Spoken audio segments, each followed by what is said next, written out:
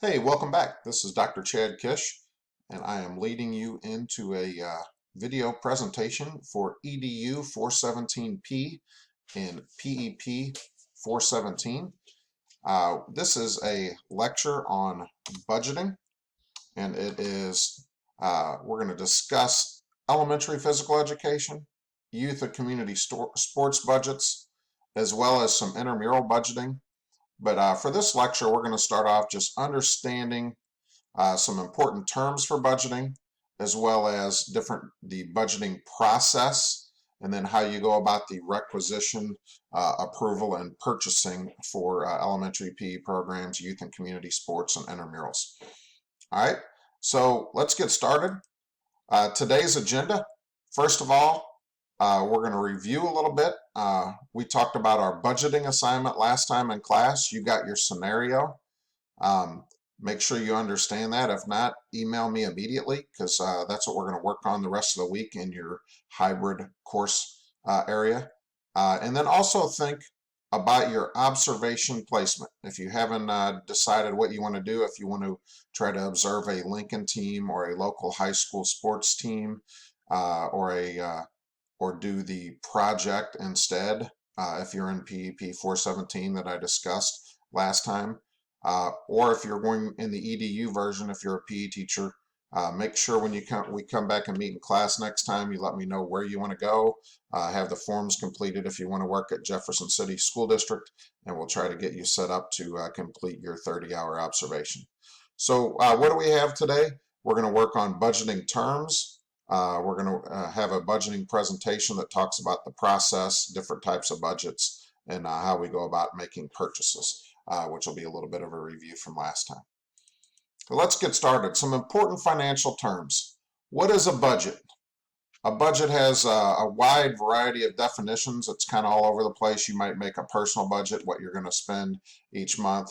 But a budget in terms of a sports, athletic, physical education school district, this is kind of how it's defined. It's a plan of financial operation for an estimate of a proposed expenditures for a given period and how you're going to finance those. So it's basically, in the school district, it's usually a plan for a year, and your budget is what you propose. That's what you plan on spending, and actually how you're going to, what accounts you're going to take those off of. Does the district provide you with that money, or are you going to fundraise that money? It usually indicates a financial plan for a single year, although some places do strategic planning and have a 3-year budget idea or concept in place. And usually it designates the financial plan presented to a governing body that you try to get adopted and refers to an approved financial plan. So a budget and an approved budget or an approved financial plan are two different things. A budget is usually a budget proposal, and then you'll get it approved, and then at the end, you'll readjust everything. So an adjusted budget is a little bit different. It's the original budget or your budget proposal, and it's amended by the adjustments approved by the Board of Education in a public school. So I may be the athletic director and say we need $1.3 million to upgrade facilities, purchase uniforms, work on adding turf to a field, whatever the case may be. And this Board of Education may come back and say, no, you only have $500,000, so is all we can allot to that. So we're not going to allow you to put turf in the field or upgrade this facility. Or you may get to make that decision exactly what you're going to do with the adjusted budget. All right. So remember, budget is a plan. An adjusted budget or approved a budget is the budget that comes back by the governing body, and then you will keep your financial records throughout the term, usually a year. If you think about it, most public school districts start on July 1st is their fiscal year. A fiscal year is different than a calendar year. And then they end on June 30th. So there's kind of that ending period over the summer when things aren't going on, and the budget kind of gets froze usually the last month or so. You can't make any more, you can't buy anything else because everything needs to get paid. All right. What is an accounting system?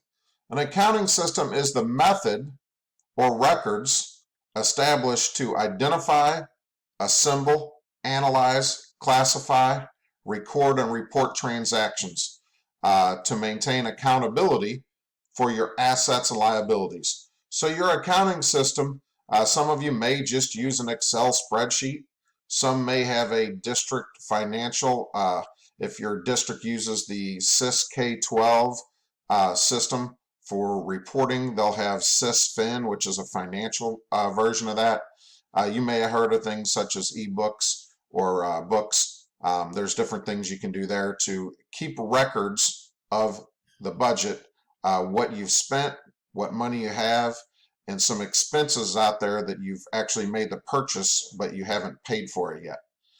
Think about purchasing on credit. All right. An annual financial report, another important term. It's a financial report that covers a single year, and all public entities are required by law to submit this annual financial report each year. So remember, we had our budget, which was more of a budget proposal. We had our approved budget. And then when we go back and actually report everything from our accounting system for the past year, that's our annual financial report. As an athletic director, I had to turn that in to my principal. The principal assembled the one for the whole building and turned it into the school district. The school district then turned it into the Department of Elementary and Secondary Education. All right. So it went from the superintendent's office to the school board to DESE. What is an appropriation? An appropriation is an important term you need to know. It's the amount of funds, according to the approved budget, that's set aside and authorized to be spent for certain purchases. So an appropriation means if I ask for $1 million to upgrade a facility, when it's approved that I have that $1 million, before I can spend it, they'll say you have an appropriation of $1 million. So that's the funds that has been set aside for the certain purpose or budget line item of facility improvement.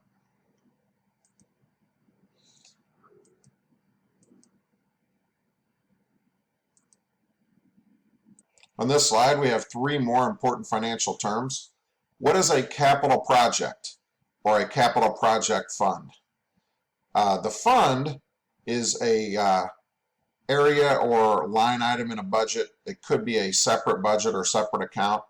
And this is set aside for property or equipment that has more of a permanent use or value. It might be items such as purchasing land, building buildings from scratch or doing major upgrades or overhauls, and some permanent equipment or fixtures. So an example of a capital project is it's not in my usual budget that happens and occurs every year. It's going to be something that I'm going to do probably once in a decade or once in a long period of time.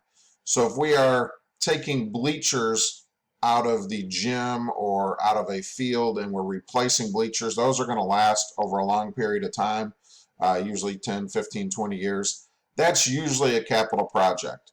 So would scoreboards could be a capital project. New buildings, upgrading buildings, those would usually be capital projects, and that would come out of that capital fund. How it works in most public school districts, they'll have a deadline for capital projects. You put that in before your next year's budget, and then you're going to have to go in and justify your capital project to the governing body, and they'll determine if you get that funds for the next year or they put it in their long-term strategic plan down the road. Some capital projects are 3 to 5 years out. Next one down, expenditures. Expenditures. That's decreases in financial resources. So think of it as it's your current operating expenses, present or future use of assets. It's where you spend your money. How are you going to spend money out of your budget? That's an expenditure. Anytime you decrease your financial resources, you pay for something, you purchase something, that's an expenditure. Expenses is use of assets from paying employees, delivering goods, rendering services, or carrying out other activities that are ongoing or major to central operations. So you have expenditures and expenses.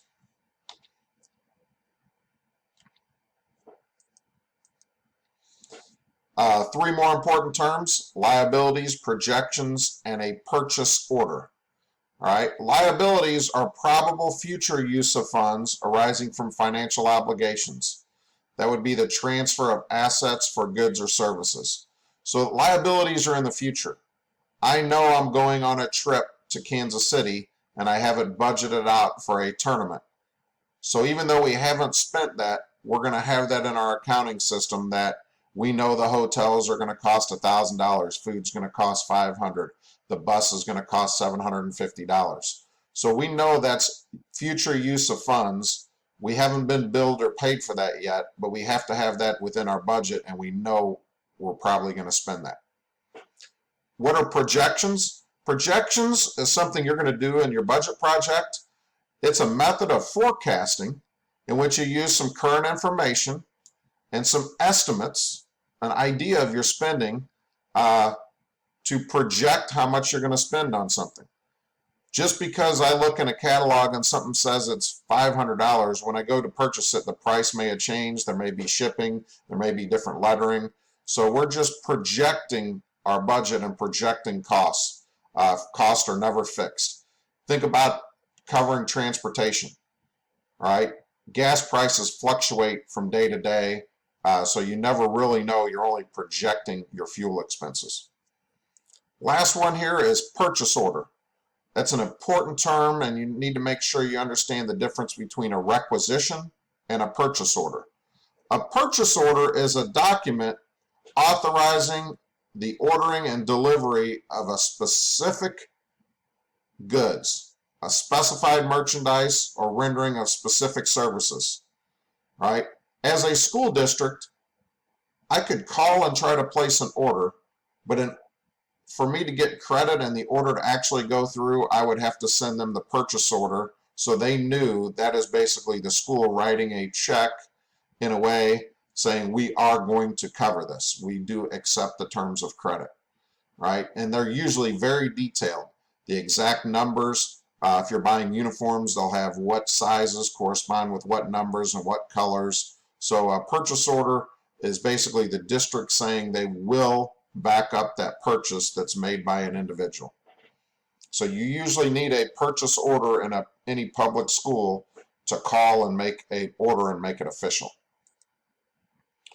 Let's talk next about some types of budgeting systems, right? So we learned some budgeting terms. How do you go about actually setting up a budget? How do you propose budgets?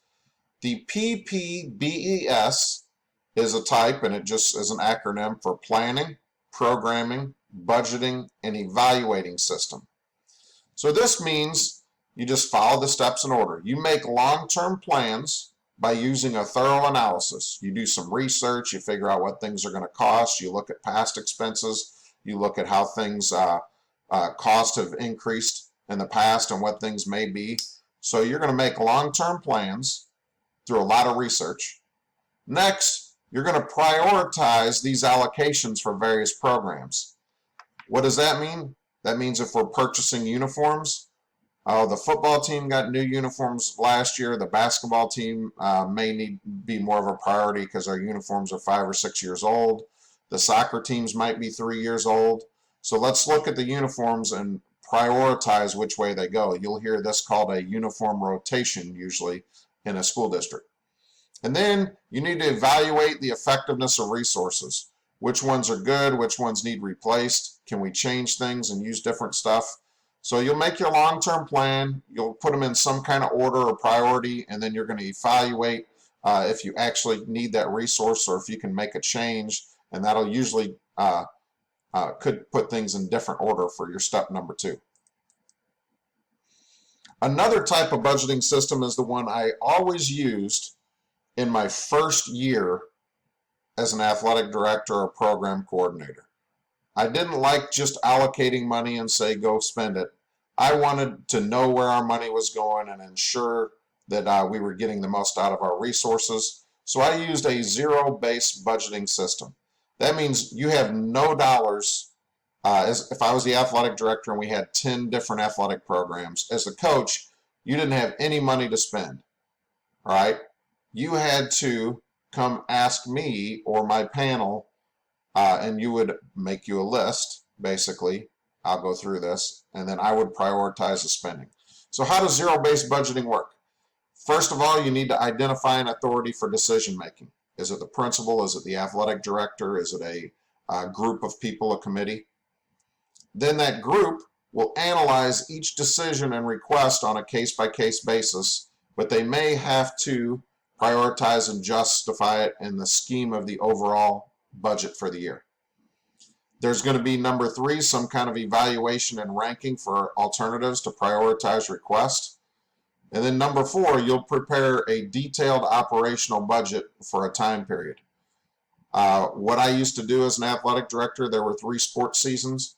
I would take my budget, I would subtract what I knew I needed to spend on games and tournaments and travel, officials for home games, things like that. I would take what was left, and then I would divide it out kind of by sports season. The fall was usually a little more expensive because football expenses were higher due to the equipment. And then I would let the coaches for that sports season go through the previous budgeting system, all right, the PPBES. They would make some plans. They would prioritize their allocations. They would tell me what they had to have to play a game, what they had to have an organized practice. Safety equipment, safety expenses were always at the top of the list. And then when they got to 3, 4, 5, and 6, that was kind of more of a wish list. If we have enough money, these are things we need to run a professional organization. I would take then all of the different requests from the different sports, and I would see where I could spend my money to get the most bang for the buck, yet get everybody what they needed to be safe, what they needed to run games, and hopefully most of the things they needed to run a good practice. And then if we knew we had a little bit extra money, we would try to get them something off of their wish list. All right. So that was my zero-based budgeting. I didn't just tell the baseball coach, hey, you have $20,000, spend it how you want it. They had $0. We got them what they needed. And that's kind of how it seems to be working with shrinking budgets everywhere. Another type of budgeting system is a fund budget. That is an accounting system that requires costs and revenues to balance out. There may be an account with a budget, or a system can be used for internal control. At the district level, they would have a fund budget. And after we got into several years of a system, I might have a fund budget. How would that work in athletics? Say you're an athletic director, you have 10 sports, you get $100,000, and you just divide $10,000 to each sport, so you put it in their specific sports fund, and you let them decide what purchases they want to make. As long as they don't go over budget, the cost and revenues balance out. So in the traditional budgeting process, we spoke a little bit about this last time in our classroom meeting. Here's the 5 important steps. First, you need to gather data. Do some research, look at some statistics, look at things up on the internet, get prices. If you're in a school district, you may have to get multiple bids, especially usually $5,000 is kind of the threshold. Anything over $5,000, you need to have 3 bids. And your bids need to compare things that are similar, apples to apples. You know, one company may bid you the high grade Nike, and the other one bid you the lower grade that's not equipment from a local vendor, Jim's jerseys. And even though the Nike jersey may cost more, it's not just always apples to apples. It might last longer. So you have to look at quality as well when you're doing bids. Then look at your numbers, your needs, and your cost. Think about it. If you have a team, a varsity, a JV, a freshman, you're going to have to get home and away jerseys for the most part. How many people are you going to have? How many people you play? How many people on the team? A lot of schools went from the old pass the varsity down. But once the varsity uniforms get used and passed down to the JV, by the time they get to the freshmen, those sizes don't even work for freshmen. They're hanging all over the place and you look really bad. So you need to gather some data, do some research, and determine what's the best for your team. How do you do that? You might analyze your sport, your past budgets, your facilities, your current equipment inventories, and look over some previous requests. If you have have that information. Next, you'll construct the budget. So you use a budgeting system, and I would say a zero-based system. You don't have anything in your budget right now. And you're going to make some decisions and allocate resources. So for your budget, you're going to prioritize things and put them in the order of importance that you need them. Next, you have to be able to justify all your expenditures, number 4. How can you explain or reason that this is important for us to have and spend money on this instead of textbooks? So you have to be able to explain in a school system why this is good for kids. In a community-based recreation system, it could be the same question, or why do we need this to run our program? We can't have a soccer program if we don't have soccer goals. And number 5, you need to interpret, evaluate. That would be where you prepare your presentation. So you might present your budget at a staff meeting, make some modifications, and then make some evaluations and go back and reconvene or resubmit your budget request. All right, so we had the budgeting process. A lot of this will be similar, but let's go over the 7 steps of the purchasing process. Like I said, some of these are similar. These are important things.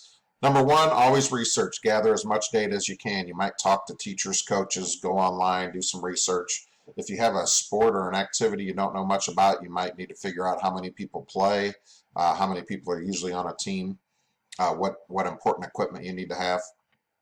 Then you would obtain quotes.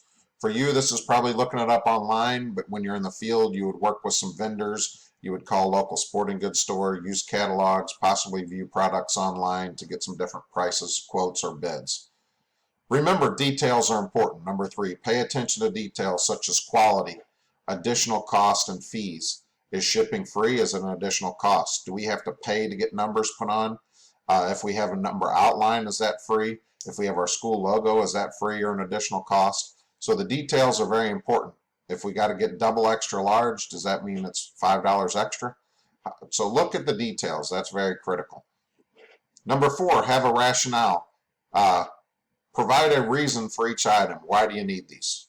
Number 5, in the purchasing process, you should always have priorities. If something costs more than the other after your proposed budget goes in, what order are we going to get those things in? You always need to think of, what do we have to have for safety-wise? That needs to be early on your priority list. What do we need to play a game? That needs to be next. What do we need to run an effective practice? That should probably be 4. And then the things under number 5 would be, what would make us look like a good, big-time professional organization, some things we could really use to be better. That would be a little lower on your priority list. Then the 6th thing you'll do is complete your requisition form. All right. Your requisition form is going to have very detailed, have item by item pricing and then a total price. Your requisition is what you turn in to some financial officer, and then once it gets approved, it turns into a purchase order. They usually give that purchase order back to you, and then you call in and make the purchase, give them the purchase order number. Usually you email that directly to them. All right. Make sure all your things on your requisition form are prioritized in order. The totals are in the right columns. You say 12 each at $10 a piece, $120 total, and then your very total should be at the bottom. All right, and then always be ready to justify, because you might turn in a form and somebody come back and say, hey, why is this? Be prepared to explain every detail on your requisition form. So, for this video lecture, there's a Module 2 quiz on budgeting. So you're going to use the information from this video lecture as well as downloading and reading the financial terms document that is listed here in the module video section, the 2nd page of the Module 2. Download and read those terms. And then there's 10 quiz questions. So there's 15-minute time limit on this, because you should know them. You have the form in front of you as well as you listen to this lecture. And there are 9 selected response questions and 1 short answer question. So selected response means true and false, multiple choice, fill in the blank with some possible choices. See your deadline on Canvas and make sure you watch this video and download the financial terms document. Read over that before you take the quiz. here are our Module 2 activities. We went over these last time, and they're posted on the Module 2 information page. Number 1, download and read the financial terms document. Number 2, watch this video, Module 2 video lecture part 1, and there actually isn't a video lecture part 2. All right, that is turning in your stuff, and you'll complete the budget process for your specific scenario. So complete your budget process for your specific scenario, and I'll go over what that is. So let me take that one out of there. All right. So here's your Module 2 assignments. Make sure you do your Module 2 budget quiz by the deadline, 10 quiz questions. Make sure you study a little bit beforehand, read those financial terms. Number 2, make sure you complete your requisition form. That it's by your scenario, might be individually or within a group. If it's your group, I need you both to work on it, and you both need to turn in that requisition form, and I'll go over that on Canvas here in a second. And number 3, make sure you complete and submit your budget presentation video assignment. If you're an individual, that's an individual video. If you decided to do your scenario in a group, you need to work together. I don't get 2 different videos. I need you to work together. Explain your requisition form, follow the outline, and then turn that video in. You can either submit the video to me, or you can submit it via YouTube, as long as your YouTube is marked public so I can get into it. That's probably what I'd prefer. So what's next?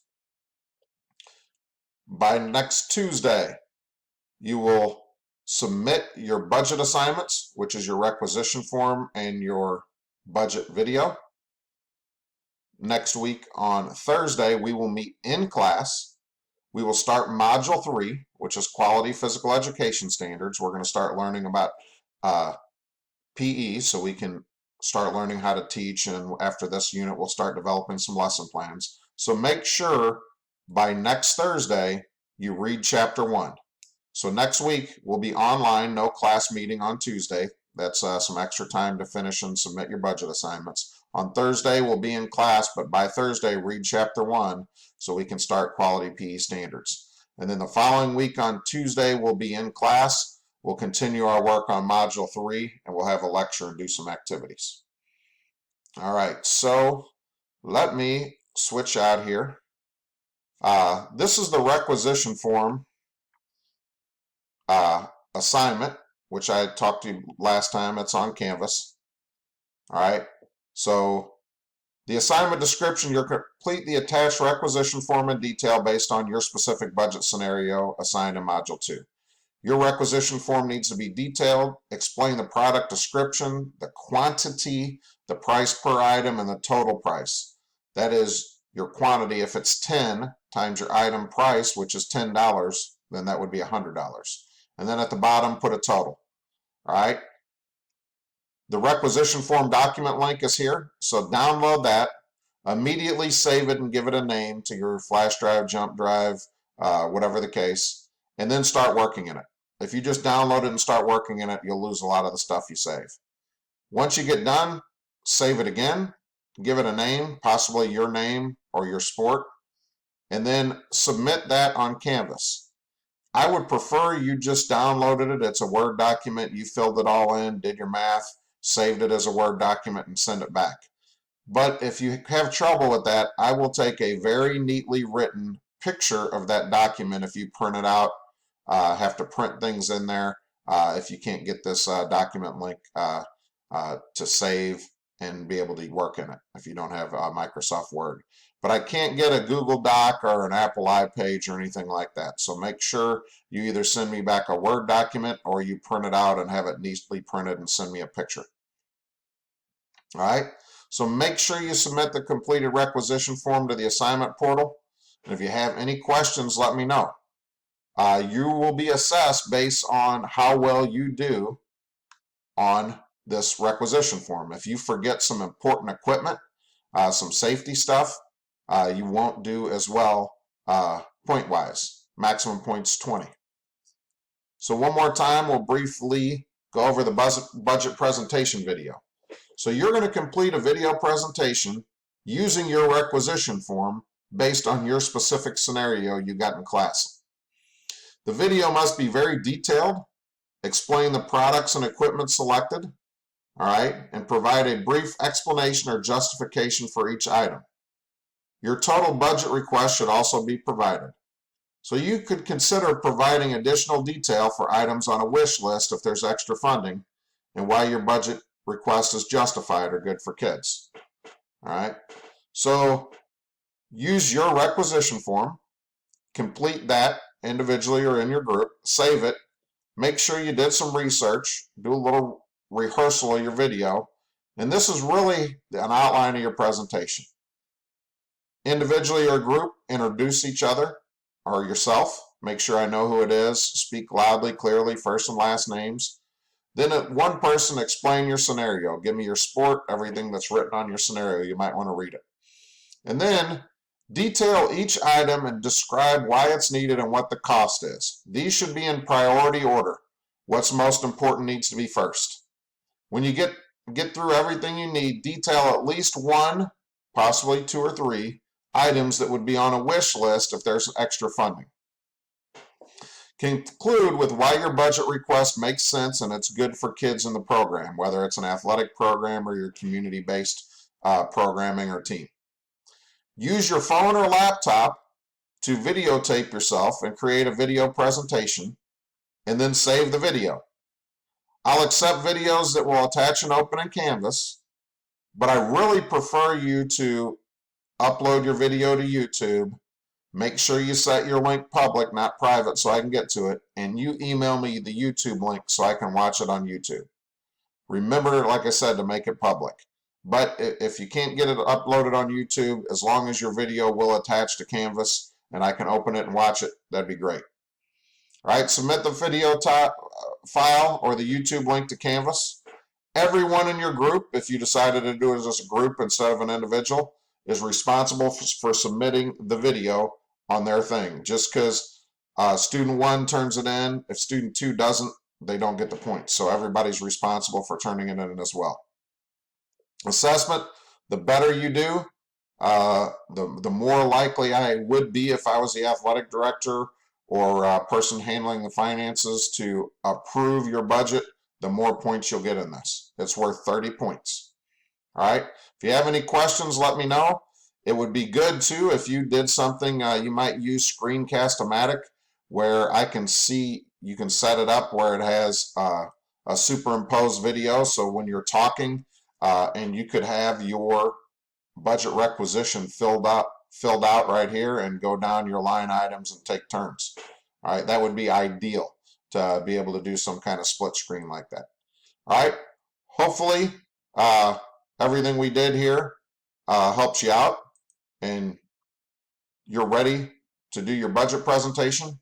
So this video lecture made up for a Thursday class. Next Tuesday, you will be submitting your online budget assignment, so we won't have class. It'll be an online day, and then we will meet again in class on Thursday of next week after you've read Chapter 1 and you're ready to start Module 3, Quality PE Standards. If you have any questions, give me an email. Good luck on your assignments. Have fun working with your scenario. This should actually replicate what you would do in the process, except you may present to a group instead of on video. All right.